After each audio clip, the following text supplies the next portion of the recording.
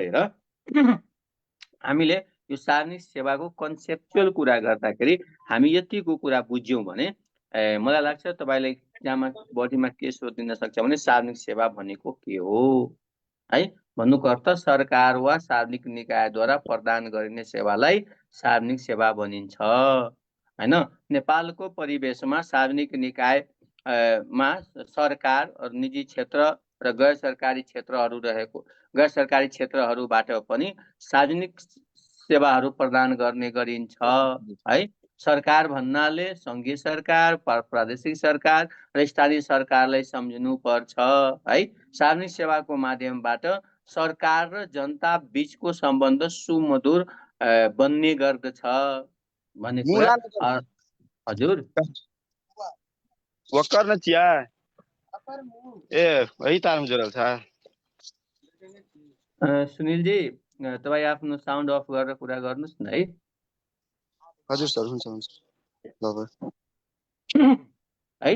यसको अर्थ यति कुरा बुझ्नुभयो भने हामीले मजाले यो सार्वजनिक सेवाको बारेमा लेख्न सक्छौं बुझ्न सक्छौं है। त्यसो हो भने अब यो सार्वजनिक सेवाका विभिन्न अवधारणाहरू छ है। कसरी सार्वजनिक सेवाहरू प्रदान गरिन्छ त यसको बारेमा कुरा गर्दै जाने हो भने है सार्वजनिक सेवाको विभिन्न अवधारणाहरू छ। जस्तै सुरुमा यो सार्वजनिक सेवालाई कल्याणकारी अवधारणाको रूपमा मानिए तापनि अहिलेको समयको कुरा म गर्छु है। विशेष गरेर विभिन्न अवधारणाहरूमा एकाउन्टेबिलिटी टु कस्टमर भन्छ है। एउटा अवधारणागत कुरा गर्ने हो भने हैन सेवाग्राही प्रति उत्तरदायीको कुरा गर्छ है। सेवाग्राही प्रति उत्तरदायीका कुरा गर्छ एउटा अवधारणाले हैन।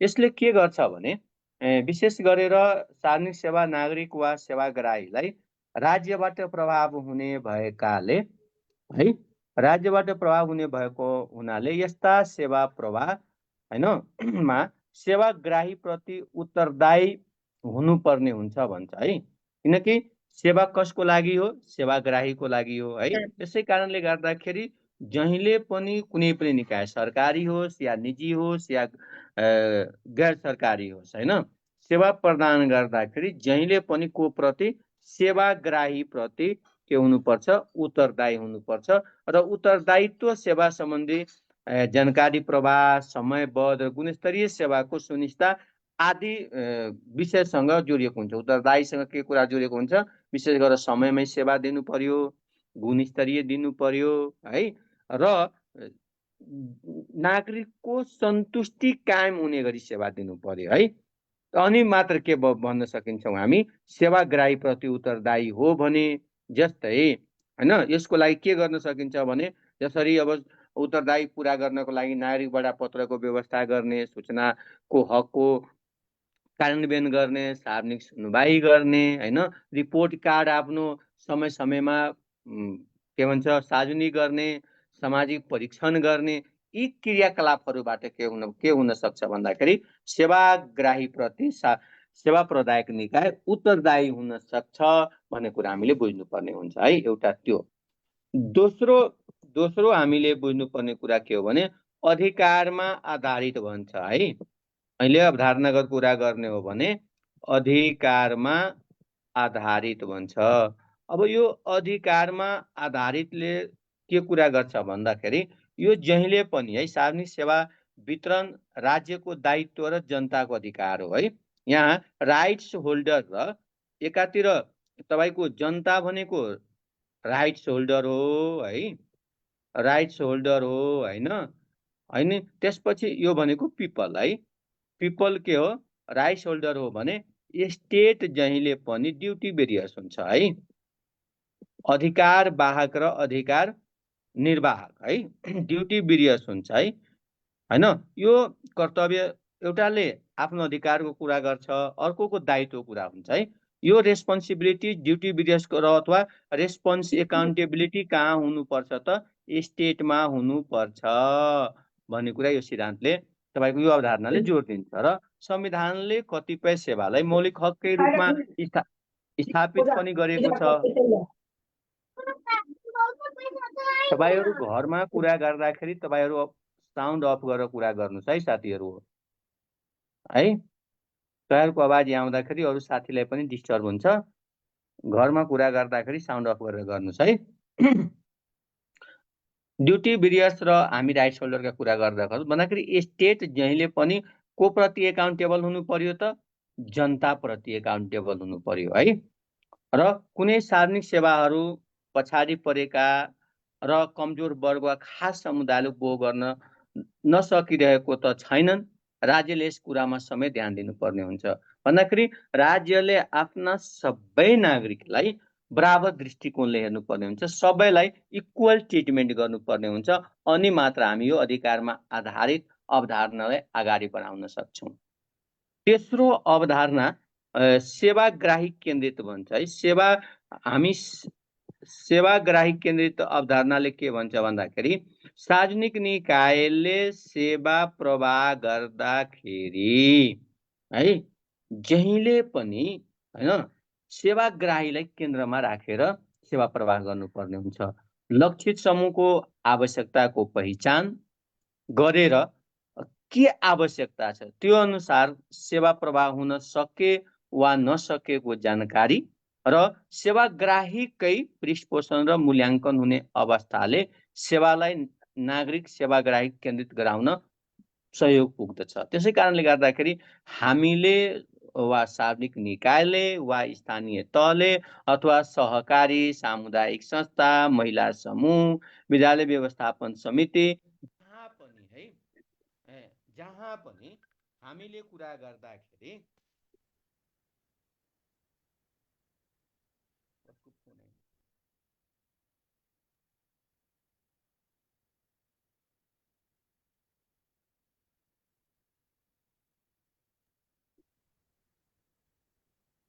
है जहिले पनि हामी के गर्नुपर्छ त सेवाग्राहीलाई केन्द्रित गरेर सेवा प्रवाह गर्नको लागि सेवाग्राहीको सहभागितामा ध्यान दिनुपर्ने हुन्छ।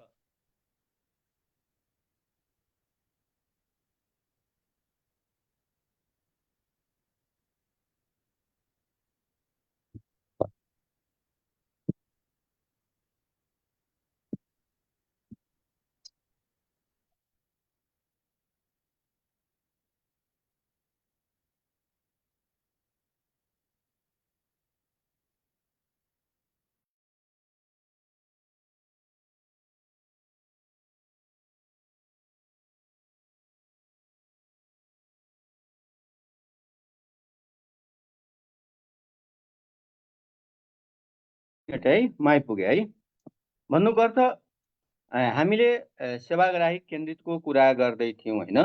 र चौथो भनेको सेवा प्रवाहमा सहभागिताको कुरा गरिन्छ है।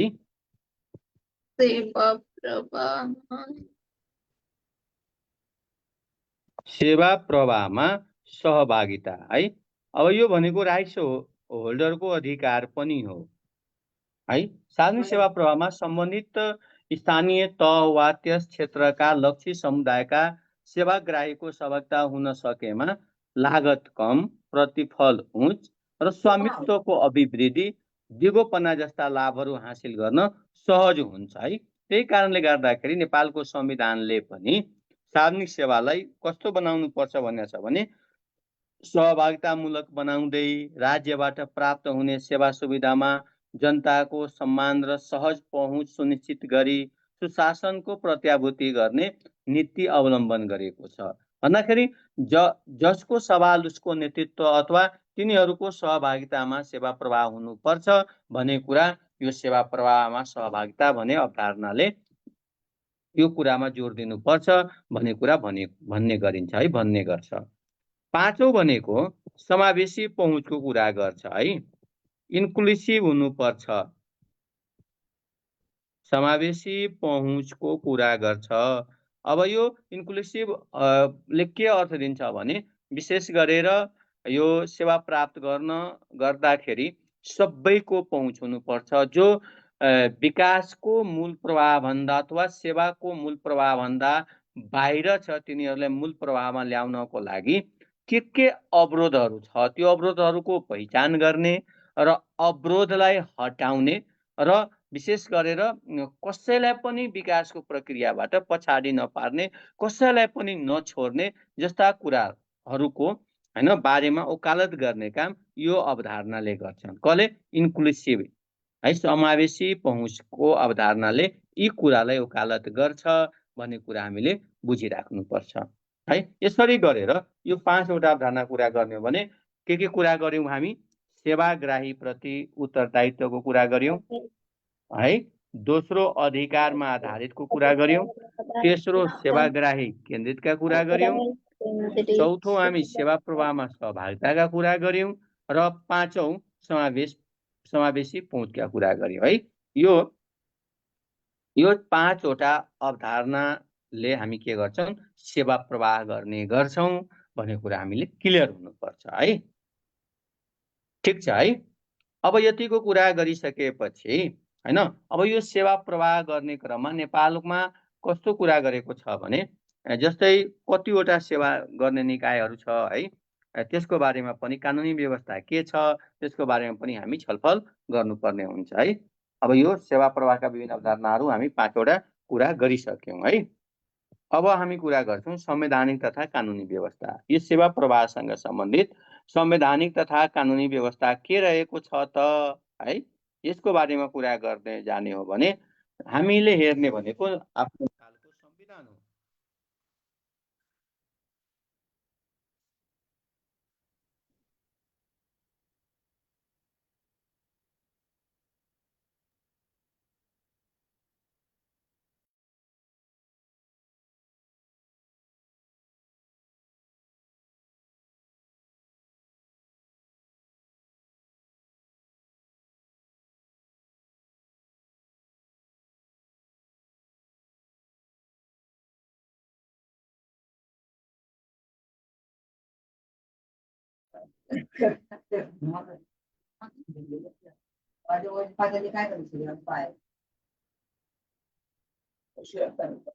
ल ओके भन्नाको अर्थ अब हामी कुरा गर्छौं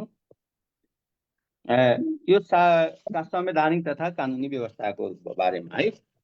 जसरी नेपालको संविधान तपाईँ हेर्ने हो भने नेपालको संविधानको अनुसूची 5 देखि 9 सम्म 3 तहको सरकारले के गर्ने अधिकार सूचीको व्यवस्था गरेको छ हो है। एउटा त सुरुमै मौलिक हकमा विभिन्न अधिकारको कुरा गरेको छ। सेवाग्राहीको रूपमा अथवा नागरिकको रूपमा कुन सेवाहरू पाउने अनिवार्य रूपमा सुनिश्चितता गरेको छ केमा?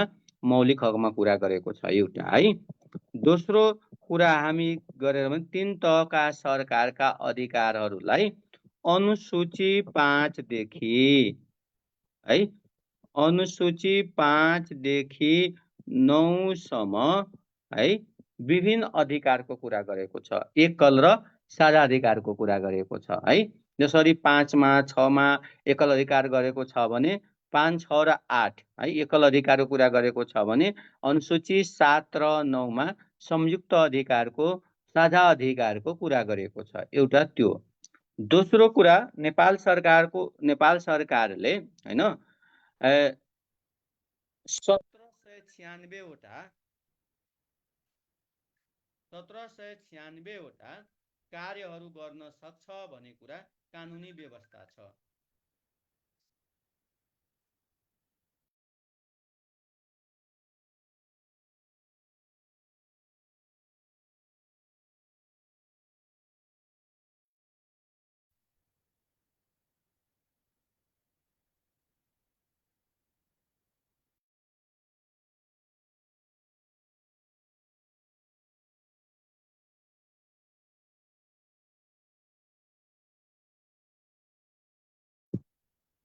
अब हामी कुरा गर्दैछौं अनुसूची 5 देखि 9 सम्म कुरा गर्दैछौं विभिन्न अधिकारहरूको कुरा गरेको छ। त्यस्तै गरेर 1796 वटा क्रियाकलाप गर्नुपर्छ भन्छ है। विशेष गरेर कार्य विस्तृतीकरण प्रतिवेदन है नेपाल सरकारको कार्य विस्तृतीकरण है विस्तृतीकरण कार्य विस्तृतीकरण प्रतिवेदनले हैन टोटल 1796 वटा क्रियाकलाप गर्नुपर्छ भनेर प्रतिवेदन दिएको थियो है कहिले 2073 साल माघको 18 गते है र मन्त्री परिषदले पनि त्यसलाई पास गरेको छ जसमध्ये संघले है यसमध्ये संघले 873 प्रकारका क्रियाकलापहरू गर्छ है प्रदेशले 566 प्रकारका क्रियाकलापहरू गर्छन् है भने स्थानीय तहले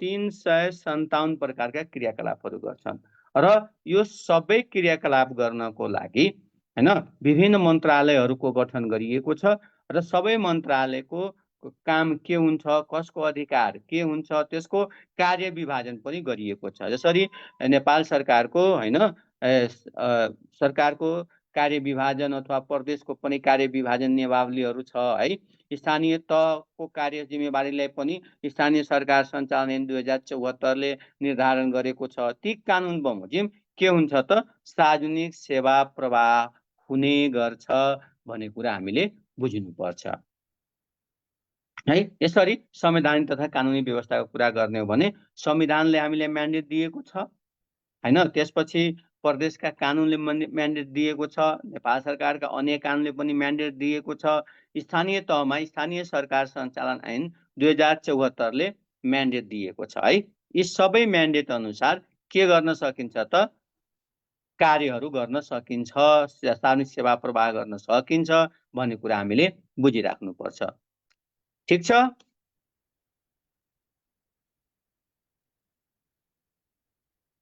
ठीक छ बुझिदैछ कुराहरू हो सर ओके ल त्यसपछि अब हामी थोरै कुरा गर्छौं अब यो सार्वजनिक सेवाका प्रकृति कस्तो हुन्छ त है अब यो सार्वजनिक सेवाको प्रकृतिको कुरा गर्ने हो भने यो सार्वजनिक सेवा नियमनकारी हुन्छ है नियमन गर्न सक्ने है जस्तै नागरिकताका कुरा पासपोर्टका कुरा कम्पनी दर्ताका कुरा संस्था दर्ताका कुरा न्याय प्रशासन र सुरक्षाका कुरा है यिनीहरू सेवा भने पनि यिनीहरू कानुन अनुसार तपाईलाई दिन्छ र त्योसँग सम्बन्धित डेटा सम्बन्धित निकायसँग हुन्छ र त्यो डेटा र प्रमाणको आधारमा तपाईलाई नियमन गरिरहेको पनि हुन्छ जसरी तपाईले नागरिकता प्राप्त गरिसकेपछि नेपालको नागरिक भइसकेपछि अरु देशको नागरिक हुन पाउनुहुन्न है किनकि अब एउटा देशको नागरिक भइसकेपछि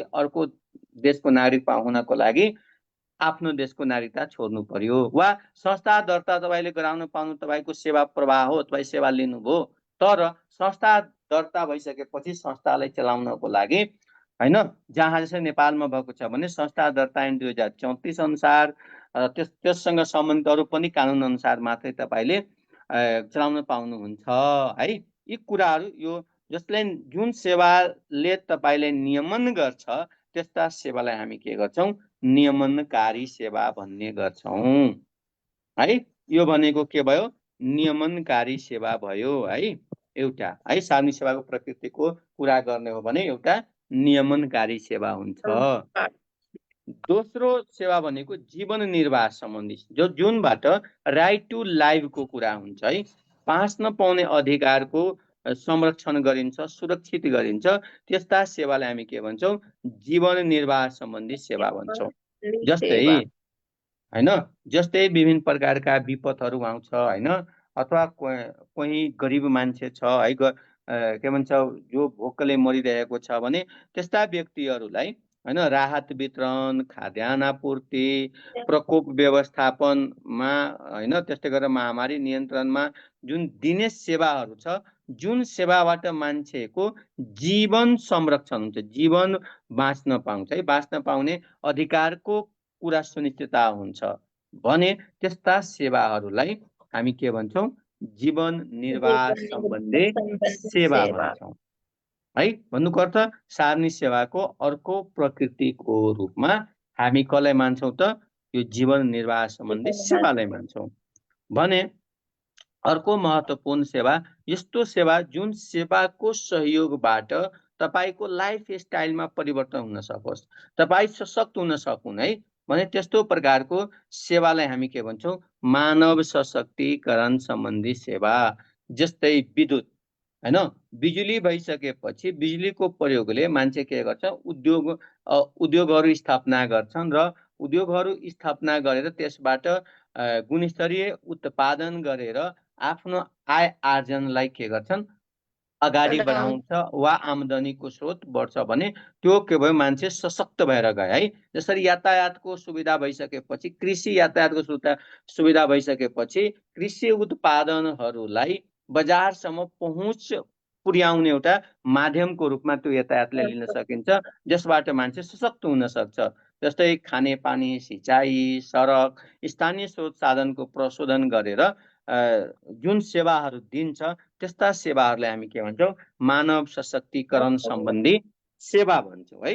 भन्दाखेरि एउटा हामी नियमनकारी सेवाको कुरा गर्यौँ, दोस्रो जीवन निर्वाह सम्बन्धी सेवाका कुरा गर्यौँ, तेस्रो मानव सशक्तिकरण सम्बन्धी सेवाका कुरा गर्यौँ भने चौथो सेवा भनेको अन्य सेवा। यो बाहेकको जति पनि सेवाहरू छ त्यसलाई हामी छुट्टा छुट्टै पनि लेख्न सक्छौँ वा अन्यमा नै राखेर हामी लेख्न सक्छौँ। क्वेसनको वेट कति रहेछ एक्जाममा है? यदि साधारण सेवा प्रकृति बारे मात्रै 5 नम्बर सोधेको छ भने अलि यसलाई डिस्क्राइब गर्दै अलिकति 2-3 लाइन लेख्दै अगाडि बढ्नुपर्छ। नभए 2 नम्बर को क्वेसन छ भने हामी यस्तै टकटक पोइन्टहरू लेखेर थोरै लेख्दा पनि तपाईको क्वेसनले मागिएको वेट पुग्छ है, उत्तर त्यो अनुसारको पुगिहाल्छ। भनेको अर्थ अन्य सेवामा हामी के भन्न सक्छौँ भने यो मनोरञ्जनात्मक सेवा हुन्छ, त्यस्तै गरेर कल्याणकारी सेवाहरू, कल्याणको लागि है, मान्छेलाई भोको छ उसलाई यति दिदिउँ न, कल्याण गरिदिउँ न भने त्यस्तो सेवाहरू यदि राज्यबाट वा कुनै एजेन्सीबाट यदि प्राप्त भइरहेको छ भने त्यसलाई हामी के भन्छौँ? कल्याणकारी सेवा भन्छौँ। त्यस्तै व्यावसायिक, प्रशासनिक र वस्तु वितरण गर्ने सेवाहरूलाई हामी अन्य सेवामा हामी राखेर पनि हामी छलफल गर्न सक्छौँ है। यसरी गरेर सार्वजनिक सेवाको प्रकृतिको रूपमा कुरा गर्दै जाने हो भने हामीले यो मानव सशक्तिकरण सम्बन्धी वा नियमनकारीका कुरा गरौँ या जीवन निर्वाह सम्बन्धी कुरा गरौँ या अन्य सेवाका कुरा गऱ्यौँ, यो सबै भनेको सार्वजनिक सेवा नै हो र छुट्टा छुट्टै डिसिग्रिगेट गरेर हेर्दाखेरि हामी छुट्टा छुट्टै यी सेवालाई यो सेवा भन्छौँ भनेर हामी भन्न सक्छौँ। क्लियर? हो सर, क्लियर। अब हामी कुरा गर्छौँ है, त्यसो हो भने हाम्रो सार्वजनिक सेवा क्षेत्र, हाम्रो सार्वजनिक सेवाको क्षेत्र कस्तो हुनुपर्छ अथवा सार्वजनिक क्षेत्रको कार्यक्षेत्र कस्तो हुनुपर्छ त, अरू के काम गर्छ त? अब यही कुरालाई तपाईले अर्को तरिकाबाट यदि कार्यक्षेत्र सोधे पनि तपाईले यसलाई थोरै के भन्छ भन्दाखेरि थोरै फरक तरिकाले लेखिदिनु भयो भने मजाले सकिन्छ है। जस्तै हैन, जस्तै यदि तपाईको, मैले यसलाई ओमिट गरेँ है, जस्तै तपाईको कार्यक्षेत्र सोध्छ भने सार्वजनिक क्षेत्रको, जसरी मानुस